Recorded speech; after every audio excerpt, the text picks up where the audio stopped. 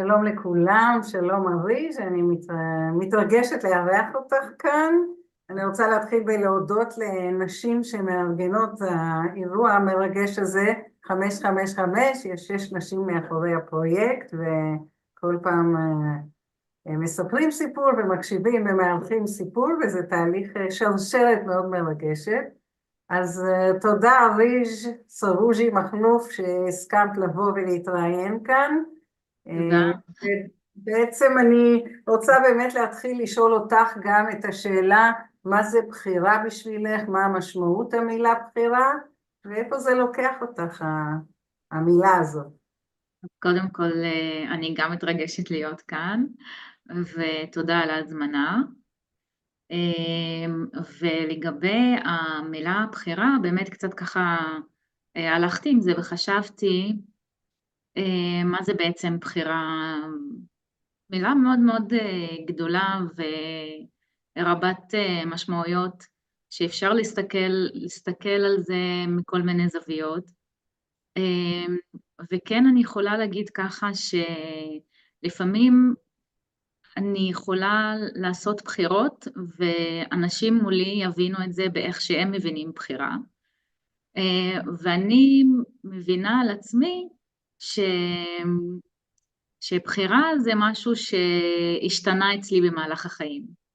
שבהרבה מובנים, כשהייתי ככה בשנים קודמות, חשבתי שבעצם אני זורמת עם מה שהחיים מביאים, ועושה בחירות יותר כזה, שמה לעצמי מטרות, ובוחרת ורוצה להגיע כאילו למה שהצבתי. והיום אני מבינה שבעצם כש, כשאני חושבת על הבחירות שעשיתי בחיים, אז אני מבינה שהמניע שלי היה זה לצאת מנקודת הנחה של לבחור במה שיש. ולבחור במה שיש זה בעצם משהו ש, שאני כזה חושבת שזה מאוד מאוד מאוד משחרר לחשוב שאני בוחרת במה שיש. יכולה להסביר קצת מה את מתכוונת במה שיש לאור בחירות בחייך, משמעותיות, ולאור הזהות שלך קצת אולי, כן. המורכבת. כן, אז אני יכולה להגיד ככה שכאילו כל עוד הייתי במקום שמנסה להגיע למקום שאני חושבת שאני רוצה להביא משהו שאין לחיים שלי, ורק אז להתחיל לעבוד, רק אז להתחיל להגשים באמת את המטרות שלי בחיים, אז זה משהו שאולי קצת כזה יכל לתקוע אותי וליצור כאילו סוג של הימנעות עד שמגיעה האפשרות שמשהו משתנה ורק אז להתחיל לעבוד.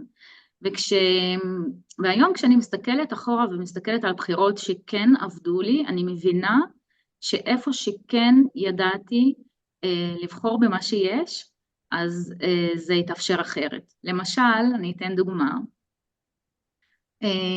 אני אישה ערבייה ישראלית, נולדתי וגדלתי בעכו, כשנולדו לי ילדים והם הגיעו ככה לגיל שצריך לחשוב על החינוך שלהם, זה מאוד רציתי לאפשר להם חינוך שלא היה אפשרי עבורי איפה שגדלתי ואיפה שהייתי, וכן, באמת המציאות מאוד מורכבת, והיה לי מאוד חשוב ללכת בעקבות הערכים שאני מאמינה בהם. והבנתי שאם אני רוצה לאפשר לילדים שלי את מה שאני בוחרת עבורם, אז יהיה צורך לבחור במורכבות. המציאות מורכבת, אז אני בוחרת במציאות, לא מחכה עד שהיא תשתנה, לא מחכה שמישהו יעשה איזושהי פעולה, ורק אז אני אוכל לקחת לעצמי את הרשות לבחור. אז אני פשוט בוחרת במה שיש. אז אולי ושם, תגידי, אוקיי, סליחה, כן, משהו כן. על הבחירה עצמה.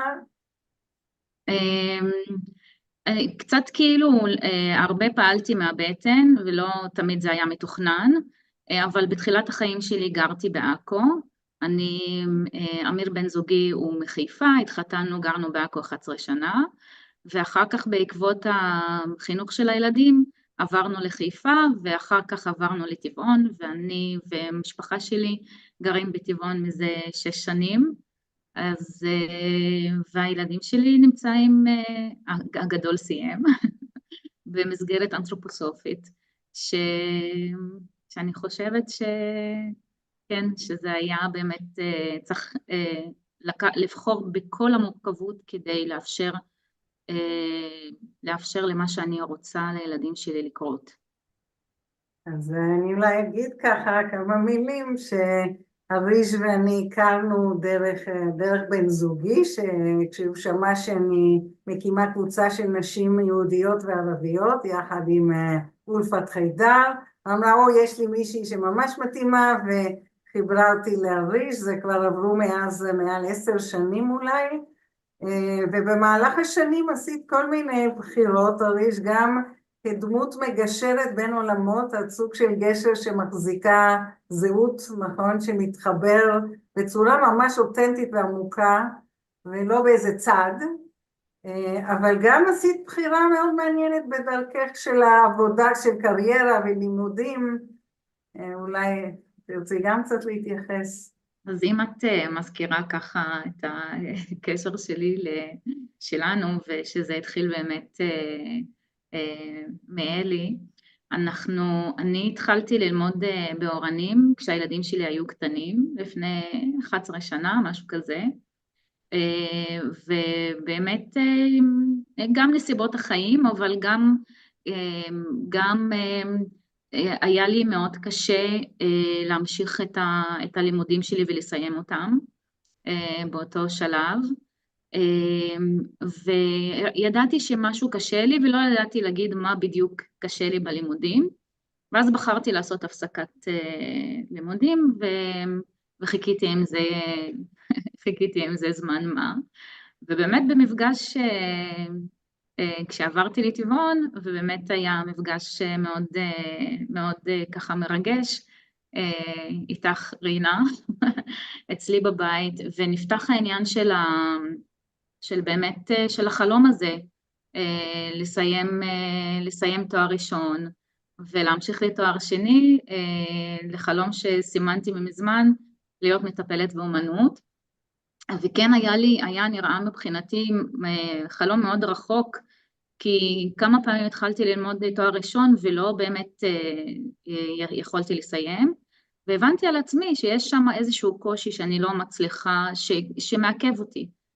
ואז באותה פגישה ככה משהו ככה עוד הפעם מתעורר אצלי בקשר להגשמת החלום הזה, ואני זוכרת שברגע שאמרתי, טוב, אני אלך על זה, אני אלך להגשים את החלום הזה, אז ידעתי שאני צריכה לבדוק מה קורה שם, מה יש שם, והלכתי באמת לעשות אבחון, ואני מתמודדת עם בעיות קשב וריכוז, וזה משהו כשאני הייתי ילדה, זה לא היה כל כך משהו שבדקו, והבנתי שאני אצטרך לעשות את הדרך שונה מאחרים,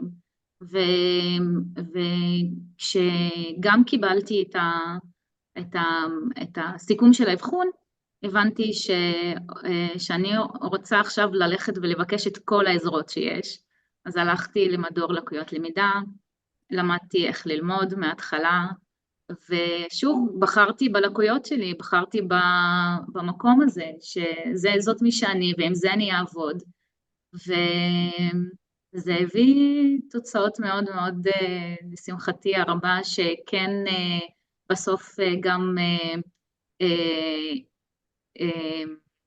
התחברו למה שחשבתי על עצמי. כל הזמן ידעתי שאני יכולה, כל הזמן ידעתי שיש לי משהו בפנים שיש שם איזשהו פוטנציאל,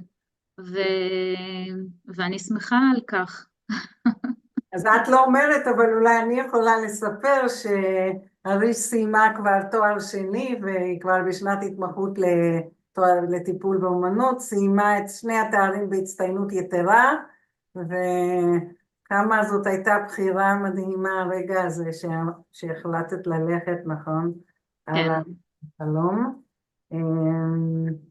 את רוצה עוד קצת ככה להגיד משהו, גם אפרופו כן. זהות של להיות אישה ערבייה במציאות כל כך מורכבת ובחירות, ואיפה את ממקמת את עצמך בתוך המציאות הזאת?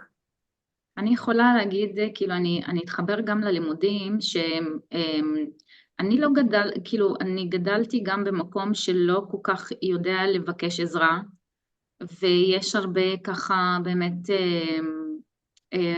הייתי מוגבלת גם בלקחת, בלהגיד, וואלה, יש מורכבות, אני צריכה עזרה ואני אפנה לקבל אותה. לקח לי זמן ובאמת ראיתי גם שבאוניברסיטה שזה לא התמודדות רק שלי.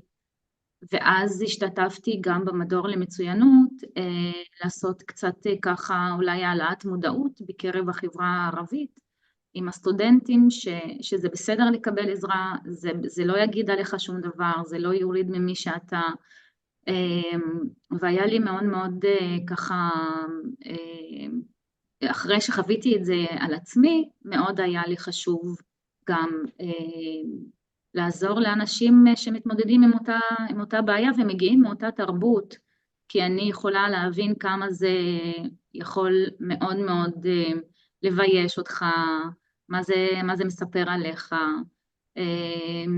אז, וכמה זה משנה חיים ברגע שאתה בוחר במה שיש ומקבל את מה שאתה צריך, וזה לא מוריד מערך ההישג. וגם אני יכולה להגיד שגם מאוד על הילדים שלי, שהם גם נמצאים במסגרת מעורבת, ושגם עבורם רציתי לעבוד דוגמה, שצריך כאילו ולגדל אותם אחרת ממה שאני גדלתי, ובשביל לבוא ולהגיד להם לכו, תבקשו עזרה, תהיו אמיצים, אז הייתי צריכה גם לעבוד דוגמה אישית. אני חושבת שזה שינה הרבה גם בבחירות שעשיתי. אני לא יודעת, קודם דיברנו על, את קצת הזכרת משהו על השם שלה, כן. ואולי, אני לא יודעת, אולי אפרופו חברה, אולי גם פה יש משהו יוצא דופן בבחירה שעשית, ממש לאחרונה. אם את יכולה אולי לספר. אז אני בבית השלישית מבין 4 אחים. אמא שלי עקרת בית, אבא שלי למד עד כיתה י"א, הוא מאוד חלם ללמוד באקדמיה, וגם מנסיבות החיים זה לא התאפשר לו. מגיל קטן אבא שלי מאוד ככה תמך בכל מה שרציתי ללמוד ודחף אותי ללמידה. והכרתי את אמיר אחרי שסיימתי בית ספר, וזה לא היה מתוכנן, אבל כתוצאה מכך התחתנתי בגיל צעיר, ובאיזשהו מקום זנחתי את החלום של הלמידה, ונשארתי עם המקום הזה של כאילו יש לי איזה חוב כלפי אבא שלי, וכל פעם שחזרתי ללמוד וסיימתי, הייתי מרגישה, כאילו, והפסקתי את הלמידה, הרגשתי שזה באיזשהו מקום ככה מאכזב אותו ומאכזב אותי, אבל הוא מעולם לא אמר לי שום מילה שכאילו, הוא מעולם לא אמר כאילו שהוא מוחזב או משהו, הוא תמיד תמך ותמיד היה שם. וכשהתחלתי ללמוד וראיתי שאני מצליחה ושאני כנראה הפעם כן הולכת לסיים את התואר, הלכתי ושיניתי את השם שלי. בהתחלה כשהתחתנתי וככה גם בגיל צעיר לא כל כך חשבתי על עם איזה שם אני בוחרת להמשיך, אז התחתנתי וקיבלתי את השם משפחה של אמיר בן הזוג שלי, וכשעשיתי משהו ואז כשסיימתי ללמוד לפני שקיבלתי את התעודה, הלכתי והחזרתי את השם משפחה שקיבלתי מאבא שלי, והוספתי קודם את השם של המשפחה הקודם שלי, ואחר כך שם של המשפחה של אמיר, שבזה רציתי להגיד לאבא שלי תודה. אני גדלתי באמת במשפחה מסורתית, מאוד חשוב לו היה ככה להיות, לגדל אותנו ולתת לנו את מה שהוא לא קיבל. וחשבתי שזאת מחווה מאוד חשובה עבורי ועבורו, אז לכן יש לי שם ארוך. זה גם בחירה, דרך אגב, בחברה יהודית זה מאוד נפוץ, אני חושבת שקצת פחות בתוך החברה הערבית לעשות האקט הזה, אבל אצל היהוד, כן, בחברה היהודית בארץ, כן, יש הרבה עם שמות שלוקחים שתי השמות, אבל גם עוד בחירה ומודעות. וכשדיברנו, אריז' לאחרונה, את ככה נכנסת לעולם הטיפול, את כבר עושה התמחות כמטפלת, אבל שוב באה איזו בחירה לליבך, ובעצם מכוון אותך לאיזה מין מקום אולי עם מודעות חברתית, ורציתי לראות אם את רוצה להתייחס גם קצת לעבודה טיפולית וגם קצת לאן הלב קורא, אולי אפילו כמה מילים על מה שאת עושה עם תיאטרון מאז שהפסקנו את הקבוצה שלנו, עוד בחירה שעשית, נכון? כן. אז אני יכולה להגיד שקודם כל הלימודים עצמם, זה היה עבורי תהליך מאוד מאוד ככה שקירב אותי לעצמי וחידד המון הבנות שאולי הרגשתי אותם, אולי עשיתי ככה עבדתי עם מה שהרגשתי ולא כל כך חשבתי ותכננתי את העבודה שלי. ובעקבות הלימודים ככה באמת ללמוד טיפול זה קודם כל ללמוד על עצמך, אז הזדמנות מאוד מאוד משמעותית עבורי הייתה, ובמסגרת הלימודים גם הקבוצה של הלמידה של הסטודנטים זה היה מין ישראל הקטנה, שהיו שם באמת מכל האוכלוסיות ומכל החברות, ומצאתי את עצמי באופן טבעי מגשרת ככה מהמקום אולי המנוסה שלי בלחיות בין עולמות ולהיות מעורבת בשתי החברות ואולי בכל מיני חברות. אז הרגשתי פתאום שאני מצליחה באיזשהו אופן, כן, לא יודעת, ליצור איזשהו באמת גשר ככה בין החברות הערביות לחברות היהודיות, זה שאני מדברת את שתי השפות, זה שאני חיה בטבעון, זה שגם הייתי חלק מהקבוצה של אנשים, אז אני באה ממקום שאולי פתוח לרעיון של החיים משותפים, שאני חושבת שהוא לא היה טבעי לכולם, כן? הרבה, אנחנו חיים ככה באזור קטן בצפון, ויש באמת שכנות בין יישובים ערבים ליהודים, אבל לצערי לא כל כך מתאפשר אינטראקציה ושותפות, אז אולי היחסים הם מאוד מאוד מצומצמים, אז אני חושבת שבאמת הרגשתי שיש לי קול, שיש לי, אני לא רוצה להגיד תפקיד, אבל נבנה כזה, זה יצא כזה, שכן הצלחתי ככה לחבר ולגשר, וזה משהו שריגש אותי, ואני חושבת שבעקבות הניסיון הזה בתוך הלימודים, הרגשתי שאני רוצה לעשות עם זה משהו החוצה, שאני חושבת שכשיש את הסביבה הנכונה, התנאים המתאימים, הדיאלוג המכבד, ההקשבה, אולי ההקשבה זה באמת מעולם הפלייבק, שבעולם הפלייבק אני מתרגלת הקשבה, יכולה לקרוא לזה ניטרלית, נקייה, שכשאני מקשיבה למספר שמספר את הסיפור שלו, אני מנסה כמה שאפשר לנטרל את ההזדהות שלי מתוך הנרטיב שלי, מתוך החוויות חיים שלי, וכן ממש להקשיב באופן נקי. אז אני חושבת שכשזה מתאפשר, הרבה דברים יכולים לקרות שם. ואני מאמינה כמה שאנחנו יכולים להיות שונים במי שאנחנו ומאיפה שאנחנו מגיעים, אנחנו יכולים להסכים על הרבה ערכים למרות השוני. אז אני מרגישה שיש לי עוד עבודה עם זה, ואני כן רוצה לעשות עם זה משהו, כן, יותר רחב אולי. את יכולה קצת להגיד משהו על התיאטרון, על הקבוצה הזאתי הספציפית, אפרופו הבחירות שלך? כן. אז אני בעקבות באמת המעברים שלי מעכו לחיפה, לטבעון, קצת התרחקתי מעכו, אני בקושי, כאילו אני רק מבקרת את ההורים שלי ונוסעת חזרה הביתה.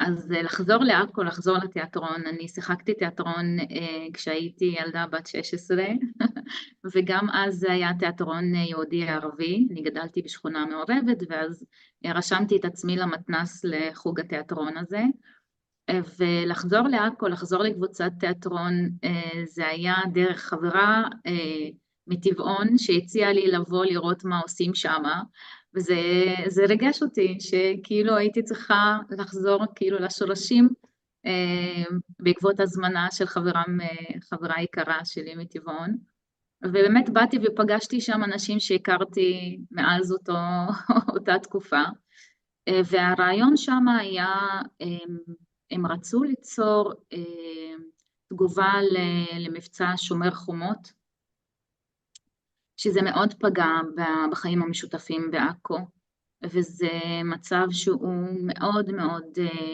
קשה וכואב, וכניסיון וכבחירה לא להסכים וליישר קו עם מה שנוצר, הייתה מחשבה לייצר את הקבוצה הדו-לשונית.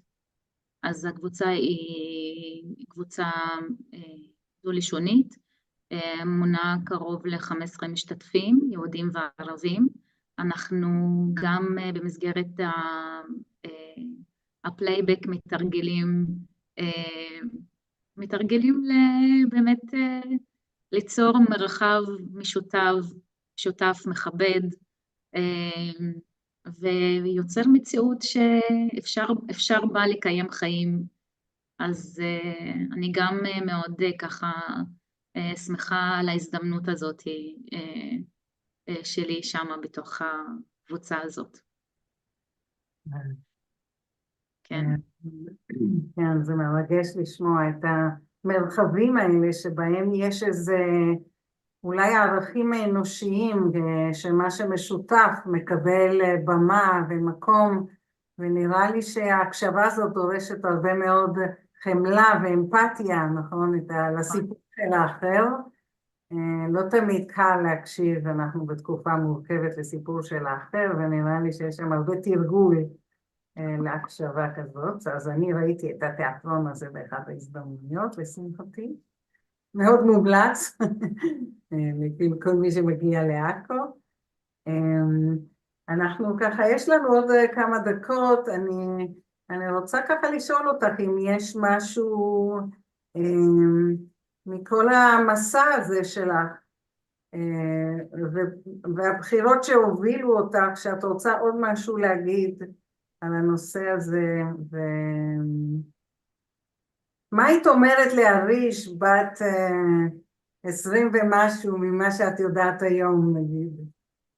וואו, זו שאלה מאוד מעניינת. אני חושבת שאני אחזור באמת עוד פעם